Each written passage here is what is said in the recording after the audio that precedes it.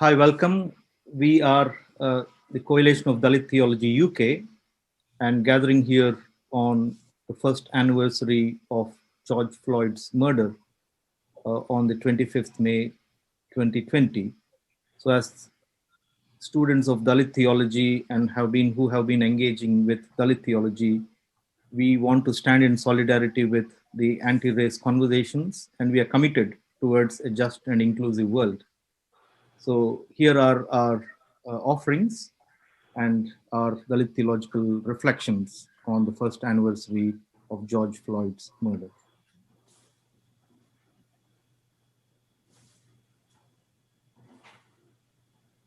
Thank you, Bharat, for inviting us to be a part of this venture.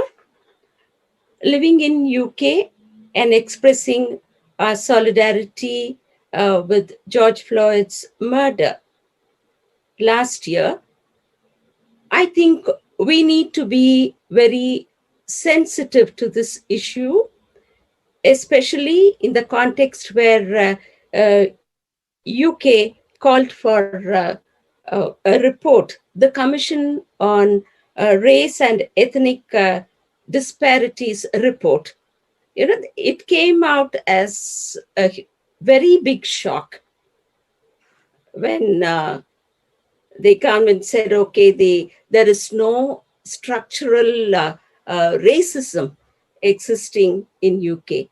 Um, since Dalit theology stands for the total human liberation, I feel that we need to uh, endorse the statement that has been released by the National Church Leaders Forum, where they have uh, openly stated that although much of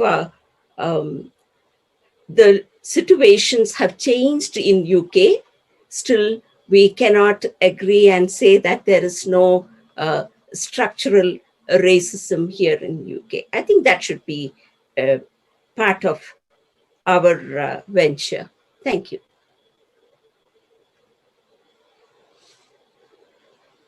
Thank you, Elizabeth Akka.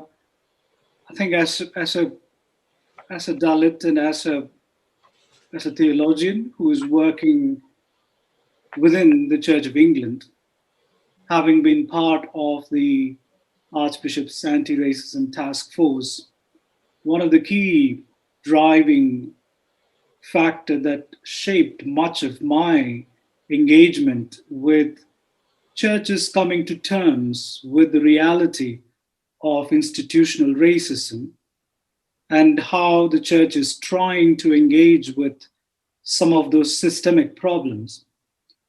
The key lesson that I was able to offer was that from my own experience of being a Dalit and also how that Dalit experience defines what we seek as Christians.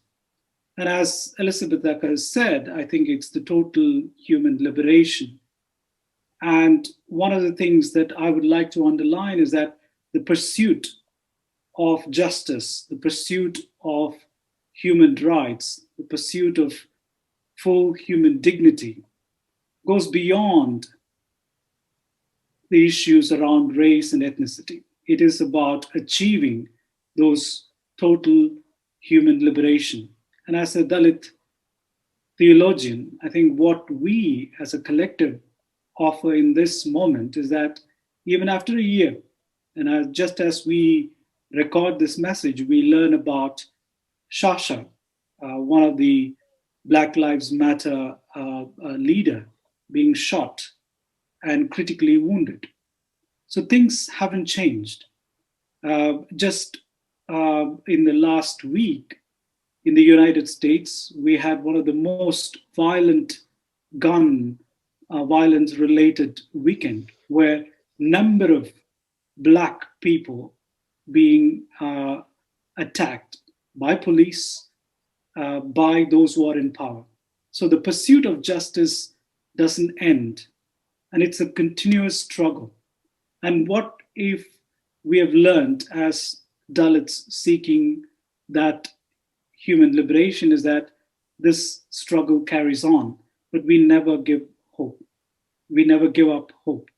And I think we need to keep striving for that fullness of life for all. And I think as Dalit theologians and as Dalit collective working towards that, we have something unique to offer to the discussions around racial justice and racial equity within this country and in the church and in the society.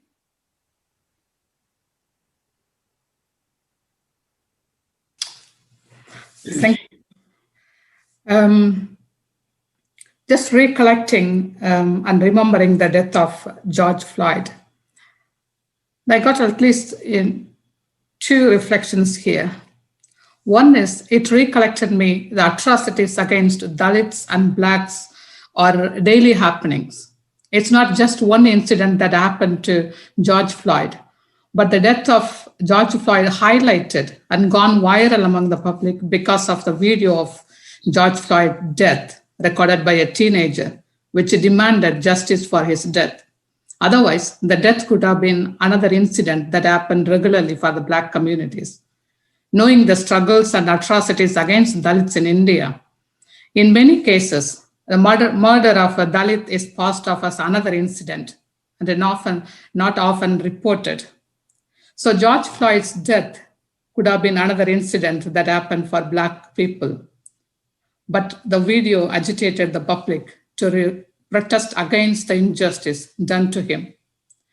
So it demands everyone to be bold, courage to report any violence and injustice that is happening around us so that justice is done to the victim, and also to say never again.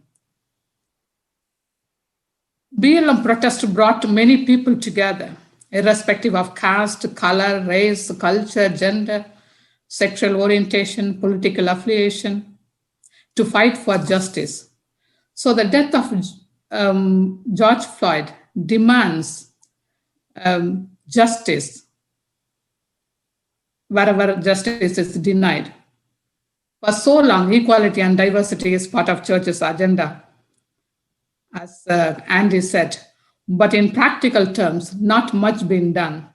But the death of George Floyd enabled churches to revisit the topic of equality and diversity, and it demands some action to work together in unity to bring justice in our society. And George Floyd's death demands justice and dignity for whole humanity. Though George Floyd's death brought Black Lives Matter alive, but it also awakened other marginalized groups across the world, such as the Dalit community. By bringing justice and dignity to all people, we restore the image of God in every human being. So as a Dalit community, Dalit theologians, along with the other marginalized group, let us take action to show Christ's love to everyone, action to bring kingdom values that Jesus started in this world. As we mark the death of George Floyd, let us unite to strive for justice and dignity for everyone across the world, wherever justice and dignity is denied.